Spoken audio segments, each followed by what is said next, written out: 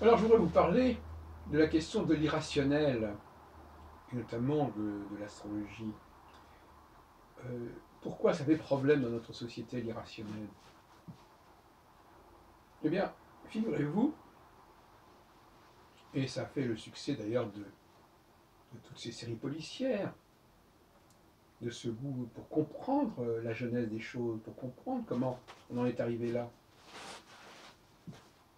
Or, l'astrologie, elle, quand on le demande comment en est-on arrivé là, comment a-t-on constitué ce savoir que constitue la prédiction astrologique, on ne peut pas nous répondre. Et c'est valable aussi pour Nostradamus. C'est-à-dire que c'est probablement valable pour une grande partie des études ésotériques. Tout se passe comme si, dès le départ, l'objet concerné était comme il était, et on n'est pas capable de nous expliquer comment cet objet s'est formé. Il est sorti du front comme ça, je ne sais quel. Nostradamus, c'est pareil, on nous dit. Alors qu'il y a des tas d'éléments qui permettent de savoir comment se sont développés, comment se sont constituées les centuries, eh bien, on nous dit non, dès le départ, tout était en place.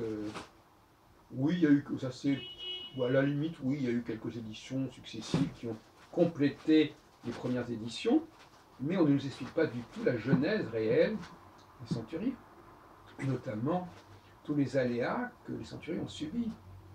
Les, les... Alors on est encore dans les balbutiements à ce niveau-là. Hein. Est-ce que au départ tout était là, et puis après il y a eu des pertes, et puis après c'est revenu, enfin bon, ou bien est-ce que dès le départ les choses se sont faites progressivement, et après on a fait des faux qui ont laissé croire que les choses étaient dès le départ comme elles devaient être par la suite, enfin, on se perd en conjecture. Et en astrologie, c'est pareil, d'où vient le zodiaque, comment il s'est constitué, quels sont les éléments.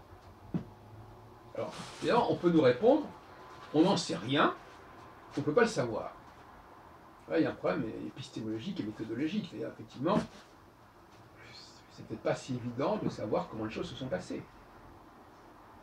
C'est peut-être préférable de se contenter de dire, voilà, à un moment donné, voilà ce qu'on connaît, et puis on va se contenter d'une histoire de l'ordre de la réception.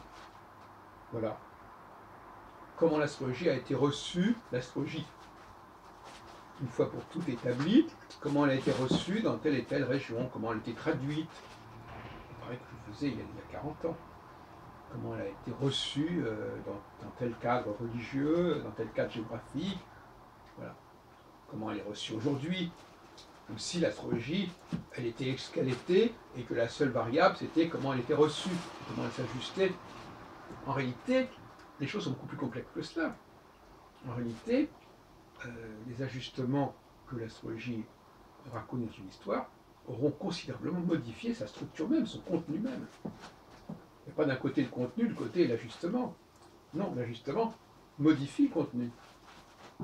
Et pas seulement pour la question des nouvelles planètes, qui sont rajoutées à la prédiction astrologique, mais même toute la genèse de l'astrologie, du nom des planètes, du nom des signes, tout ça est complètement laissé de côté. Effectivement, ça remonte à une période très très ancienne, mais on peut, par des méthodes que je crois avoir développées par ailleurs, on peut le savoir, on peut le déterminer, on peut s'en faire une idée assez certaine. Or, les gens, le public, lui, il aime bien comprendre comment les choses se sont faites. On en a des tas d'exemples. Hein.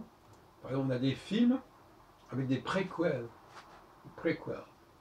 C'est-à-dire, on nous explique, on a un film, puis après on nous explique un autre film qui correspond à la période antérieure aux événements qu'on a connus.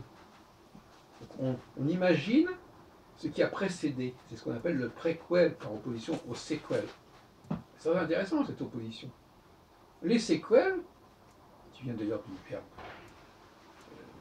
latin, sequor, suivre, comme séquence, séquentialité. Les séquelles, c'est tout simplement, comme je disais tout à l'heure, la réception. Comment quelque chose se développe une fois que c'est lancé. Mais le préquel, c'est comment on en est arrivé là. C'est-à-dire comment l'objet lui-même, avant de connaître des séquelles, comment il s'est formé.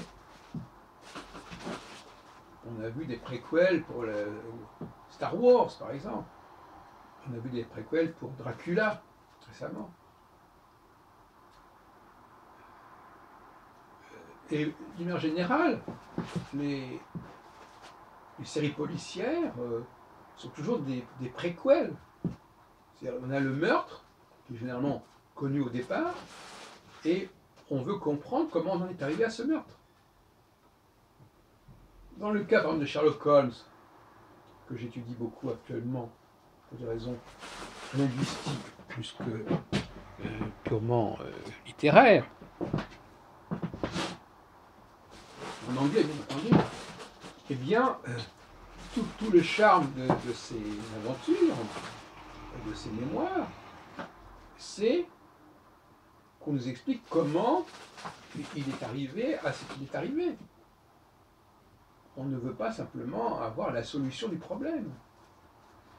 C'est d'ailleurs ce que dit Watson, enfin, soi-disant Watson, dans ses études, il dit que les gens ne veulent pas simplement avoir un bref résumé des conclusions. Ils veulent connaître le récit, ils veulent connaître comment on en est arrivé là, par le menu. Tout ça va à l'encontre de la position de l'astrologie qui n'a pas de préquel, qui n'est pas capable de se raconter elle-même, de faire le récit de ce qu'elle est devenue. Ou plutôt, elle peut raconter ce qu'elle est devenue, mais elle ne peut pas raconter comment elle est devenue ce qu'elle est devenue. Alors, je voudrais terminer ce sujet, sur une petite digression, mais toujours dans le domaine de l'astrologie, à savoir que l'astrologie actuelle nous pose un véritable dilemme. Et elle nous piège quelque part. Et beaucoup de gens se sont fait piéger comme cela, comme l'autre jour, Serge Morel dans l'émission qui a eu lieu fin décembre à Europe 1. Parce que la critique de l'astrologie peut s'en mêler les pieds. Parce qu'on peut faire la critique de l'astrologie en disant, bon voilà, ça ne tient pas debout, cette astrologie, de toute façon, elle ne fonctionne pas.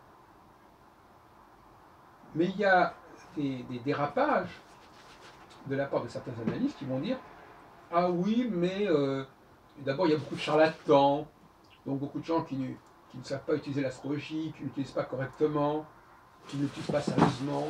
Il y a beaucoup d'astrologues qui ne sont pas sérieux, qui sont paresseux, qui font les choses à moitié.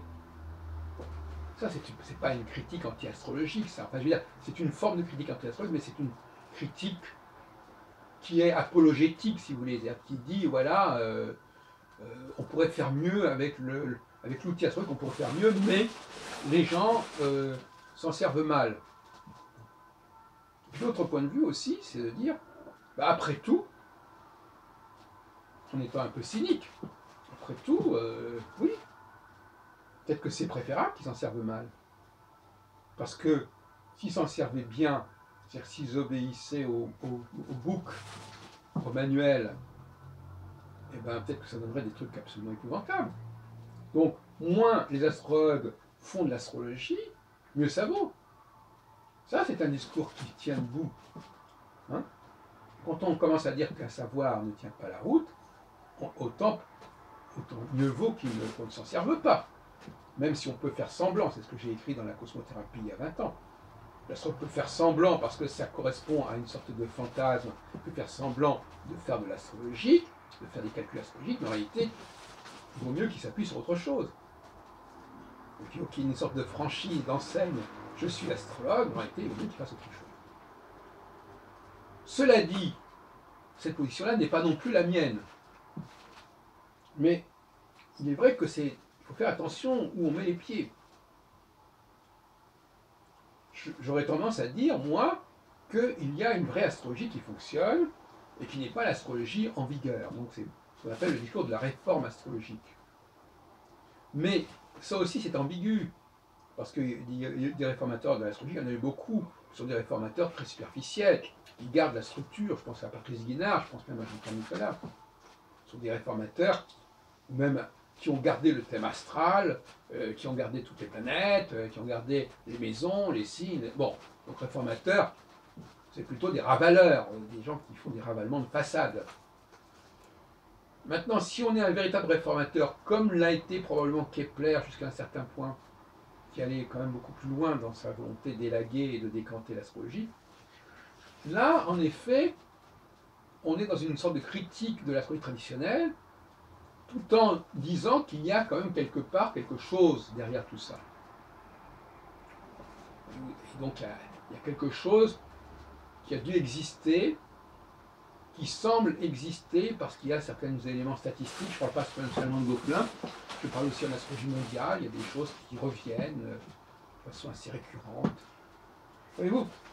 Donc, tout ce champ de l'apologétique, de la critique de l'astrologie est extrêmement compliqué et labyrinthique.